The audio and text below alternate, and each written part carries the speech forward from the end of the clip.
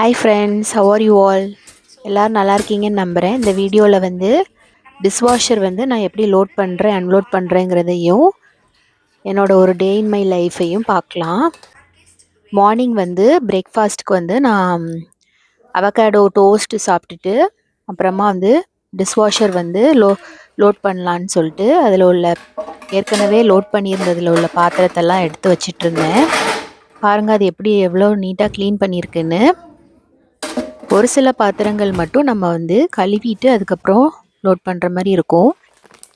இது பார்த்திங்கன்னா ஊர்லேருந்து கொண்டு வந்த டர்மரிக் பவுடர் அது வந்து காலியாகிடுச்சு. ஸோ அதை வந்து நான் ரீஸ்டாக் பண்ணிகிட்டு இருந்தேன்.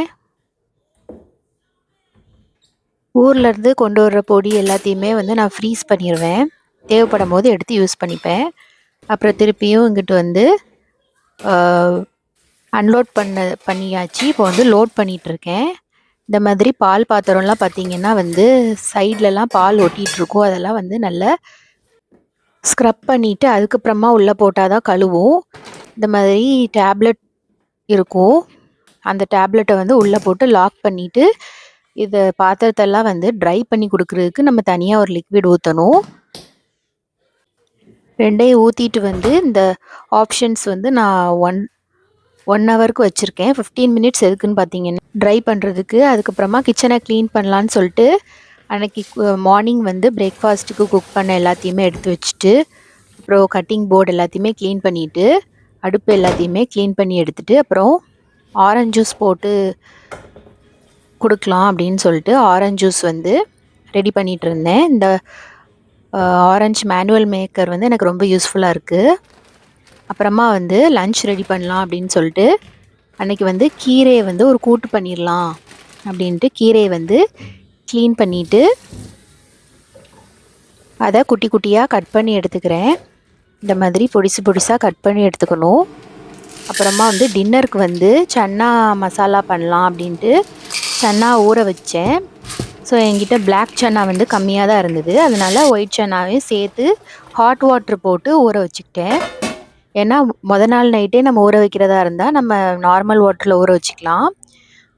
இது வந்து நான் அன்றைக்கி மார்னிங் தான் ஊற வச்சேன். அதனால் ஹாட் வாட்டர் ஊற்றிக்கிட்டால் சீக்கிரமாக ஊறிடும். அப்புறமா லஞ்சுக்கு வந்து நான் ஒரு கப் ரைஸ் எடுத்து அதை வந்து ஒரு 10 மினிட்ஸ் ஊற வச்சுட்டு தான் நான் எப்போவுமே குக் பண்ணுவேன். அப்படி குக் பண்ணுறதுனால அரிசி வந்து ரொம்ப நல்லா வெந்து நீட்டாக வெந்து வந்திருக்கும். நான் வந்து குக்கரில் வந்து ரைஸ் வச்சதே கிடையாது. நான் வந்து எப்போவுமே வந்து சட்டியில் வச்சு தான் வந்து வடிக்கிற மாதிரி பண்ணுவேன். ஸோ அதை வந்து நல்ல அரிசியை வந்து எடுத்து கழுவிட்டு அதை வந்து ஒரு 10 மினிட்ஸ் ஊற வச்சுக்க போகிறேன். அப்புறமா வந்து குக் பண்ணி எடுத்துக்கலாம். இந்த மாதிரி நம்ம குக் பண்ணுறதுனால சீக்கிரமாகவும் குக் ஆயிரும்.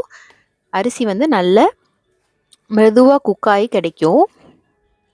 அப்புறமா வந்து இங்கிட்டு வந்து கீரையை ரெடி பண்ணலாம் அப்படின்ட்டு ஆனியன் வந்து கட் பண்ணிக்க போகிறேன். ஸோ ஆனியனை வந்து நான் தோல்லாம் எடுத்துகிட்டு கட் பண்ணி எடுத்துக்கிறேன். அப்புறமா வந்து நான் கூட்டு பண்ண போகிறேன், கீரை கூட்டு. அதுக்கு வந்து ஒரு குக்கரில் வந்து கிரவுண்ட்நட் ஆயில் கொஞ்சம் ஊற்றிக்கிறேன்.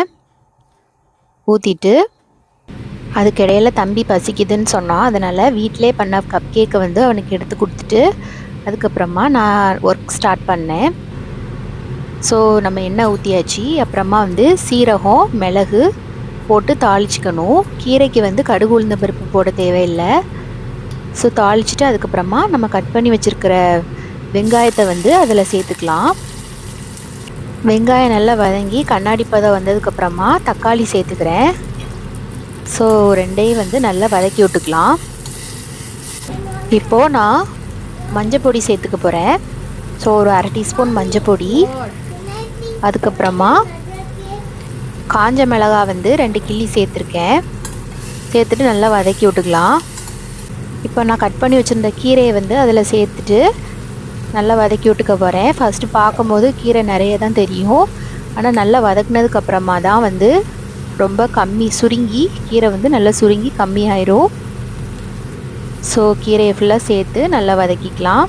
இதுக்கிடையில் சிறுபருப்பு வந்து ஒரு மூங் டால் வந்து ஒரு 5 மினிட்ஸ்க்கு முன்னாடியே வந்து ஊற வச்சு வச்சுருந்தேன். ஒரு 1/2 கப் அளவுக்கு சிறுபருப்பு. அதை வந்து இந்த கீரையோடு சேர்த்துக்க போகிறேன். அப்புறம் குக்கரை மூடி வச்சு ஒரு 2 விசிலுக்கு அப்புறம் எடுத்து பார்த்தோன்னா நம்மளோட கீரை கூட்டு வந்து ரெடி ஆயிரும். அடுத்து பார்த்திங்கன்னா சாதத்துக்கு வந்து நான் முதல்ல தண்ணியை நல்லா கொதிக்க விட்டுக்கிறேன். தண்ணி நல்லா கொதித்து வந்ததுக்கப்புறமா நான் அரிசியை வந்து அதில் சேர்த்துக்க போகிறேன். இப்போ அரிசியை சேர்த்துட்டேன். நெக்ஸ்ட் வந்து நம்ம வாழைக்காய் ஃப்ரை ரெடி பண்ணிக்கலாம்.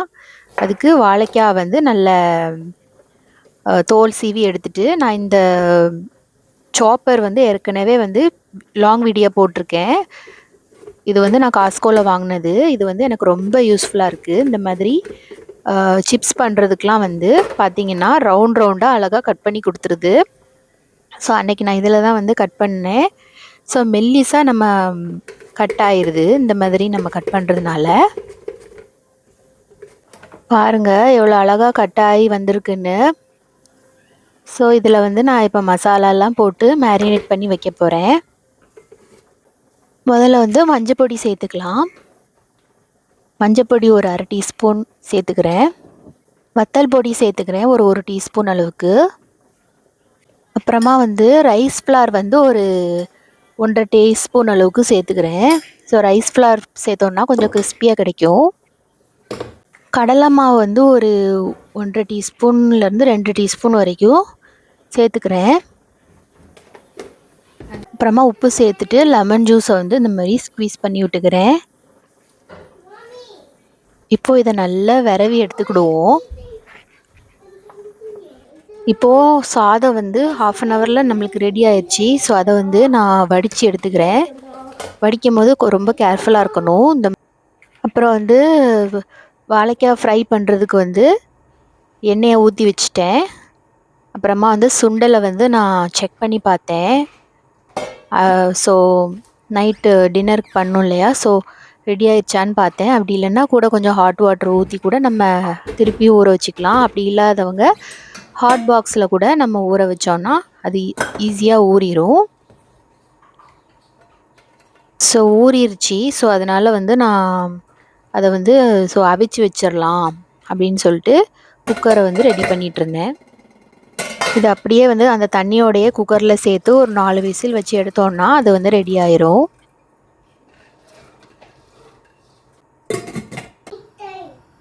இப்போ ஆயில் வந்து நல்ல சூடானதுக்கப்புறமா ஒவ்வொரு வாழைக்காவாக போட்டு மொத்தமாக போட்டு ஃப்ரை பண்ணி எடுத்துக்கிடுவோம்.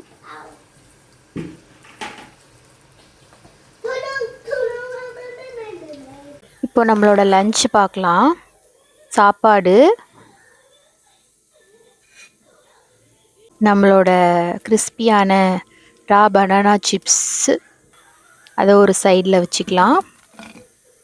அப்புறம் நம்ம ரெடி பண்ண கீரை கூட்டு, இது வந்து இந்த மாதிரி திக்காக வச்சுக்கணுனாலும் வச்சுக்கலாம். அப்படி இல்லைன்னா கொஞ்சமாக ஹாட் வாட்டர் சேர்த்து மிக்ஸ் பண்ணோன்னா கொஞ்சம் தண்ணி மாதிரி கிடைக்கும். ஸோ நான் வந்து கூட்டு மாதிரி பண்ணுறதுனால இதை வந்து திக்காகவே நான் சாப்பிட்டுக்க போகிறேன். இப்போது ஒரு குக்கரில் ஆயில் ஊற்றிட்டு பட்டை, கிராம்பு, ஏலக்காய், நம்மளோட ஸ்பைசஸ் எல்லாமே வந்து சேர்த்துக்க போகிறேன். அப்புறம் பச்சை மிளகா வந்து ஸ்லிட் பண்ணி போட்டுக்கிறேன். ஸோ அப்புறமா வந்து ஆனியன் சேர்த்துக்க போகிறேன். கருவேப்பிலை சேர்த்துருக்கேன். இப்போது ஆனியன் வந்து இப்போது சேர்த்துக்க போகிறேன். ஆனியன் நல்லா வதக்கி விட்டதுக்கப்புறமா இஞ்சி பூண்டு பேஸ்ட் வந்து சேர்த்துக்கிறேன். நான் தோலோடு அரைச்சி சேர்த்துருவேன். இது வந்து எனக்கு என்னவோ ஃப்ளேவர் வந்து என்ஹான்ஸ் பண்ணி கொடுக்குற மாதிரி தெரியும். ஸோ வந்து தோலோடு அரைச்சி இதில் வந்து சேர்த்து நல்லா வதக்கி விட்டுக்கலாம். அப்புறம் தக்காளி சேர்த்துக்க போகிறேன். தக்காளியை வந்து நான் அரைச்சி கூட சேர்ப்பேன்.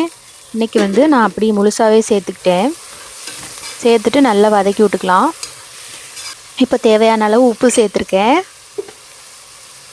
மஞ்சப்பொடி சேர்த்துக்க போகிறேன். ஒரு டீஸ்பூன் மஞ்சப்பொடி. காரத்துக்கு தேவையான மிளகாத்தூள் வந்து சேர்த்துக்க போகிறேன். 2 டீஸ்பூன் நான் வந்து சேர்த்துருக்கேன். இப்போது தனியாத்தூள், கொரியண்டர் பவுட்ரு வந்து ஒரு 2 டீஸ்பூன் சேர்த்துருக்கேன். Cumin powder 1 teaspoon, garam masala 1 teaspoon, அப்புறமா வந்து குழம்பு மிளகாய் தூள் வந்து ஒரு 1.5 டீஸ்பூன் சேர்த்துருக்கேன். சேர்த்துட்டு வந்து நல்லா வதக்கி விட்டுக்கலாம். வதக்கிட்டு நம்மளோட மசாலா கருகாமல் இருக்கிறதுக்காக தண்ணி சேர்ப்போம். நான் வந்து கடலை ஊற வச்ச தண்ணியை வந்து சேர்த்து நல்லா வதக்கிக்கிறேன். இப்போது நம்மளோட கடலையை வந்து போட்டுருவோம். போட்டு நல்லா மசாலாவெல்லாம் வந்து நல்லா கோட் ஆகிற மாதிரி நல்லா வதக்கி விட்டுக்கலாம்.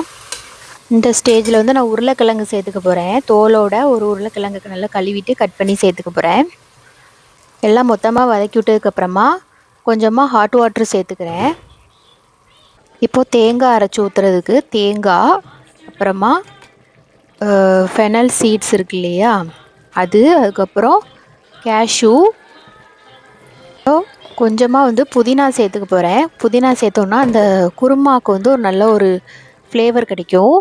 இவ்வளவும் சேர்த்துட்டு நல்லா கொதிச்சிட்ருக்கிற இந்த கறியில் வந்து அரைச்ச தேங்காய் விழுதை வந்து நான் ஊற்றிக்க போகிறேன். ஸோ நான் அரைச்சி எடுத்துகிட்டு வந்துட்டேன். இப்போ இதை வந்து இதில் ஊற்றிக்கலாம். ஊற்றிட்டு வந்து நான் 2 விசில் போட்டு எடுத்தேன்னா நம்மளோட குழம்பு ரெடி ஆயிரும். நான் வந்து மிக்ஸி ஜாரில் உள்ளதையும் வந்து அலசி இதில் தாராளமாக தண்ணி சேர்த்துட்டு இதை நல்லா வதக்கி விட்டுட்டு உப்பு செக் பண்ணிவிட்டு க்ளோஸ் பண்ணிக்க போகிறேன். உப்பு கம்மியாக இருந்தது, ஸோ உப்பு கொஞ்சம் சேர்த்துட்டு நல்லா வதக்கி விட்டுட்டு நான் குக்கரை க்ளோஸ் பண்ண போகிறேன். நம்ம வீடியோவோட எண்டுக்கு வந்துட்டோம். நம்ம இவ்வளோ நேரம் இந்த வீடியோவை வந்து பொறுமையாக பார்த்த உங்கள் எல்லாருக்குமே ரொம்ப ரொம்ப நன்றி. இதே மாதிரி நிறைய வீடியோஸ் பார்க்கணும் அப்படின்னா நம்மளோட சேனலை வந்து சப்ஸ்கிரைப் பண்ணுங்கள். அப்புறமா இந்த வீடியோவுக்கு ஒரு லைக் கொடுத்துருங்க. இன்னொரு வீடியோவில் உங்களை வந்து பார்க்குறேன். Until then, bye from Adira Vlogs. See you all. Take care. Bye bye.